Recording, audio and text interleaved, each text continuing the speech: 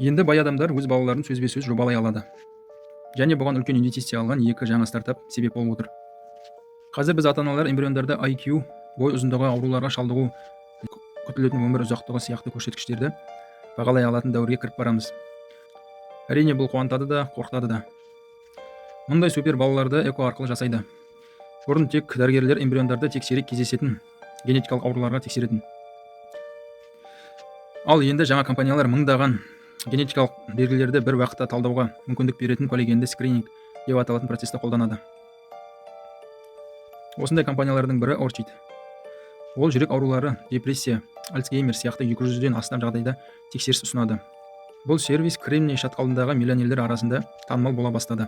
Ал жаңа Nucleus компаниясы одан да алға кетті. Ата-аналар 20-ға дейін эмбрионды жүктей алады. Ал жүйе оларды 900 генетикалық параметр бойынша реттеп береді. Оған тек аурулар ғана емес, көздің, шаштың түсі, бой ұзындығы және тіпті интеллигент деңгейі де кіреді. Яғни ата-аналар өздерінің мүмкін болатын ең үздік эмбрионсын таңдай алады. Мұндай қызметтің құны $30,000 дейін жетуі мүмкін. Қымбат естіледі, бірақ кейбіреулер мұны мысалы ауру науқас балаларды өсіруден арзан деп санайды. Бұл баланың болашағына жасалатын инвестиция. Дәл университет таңдағандай.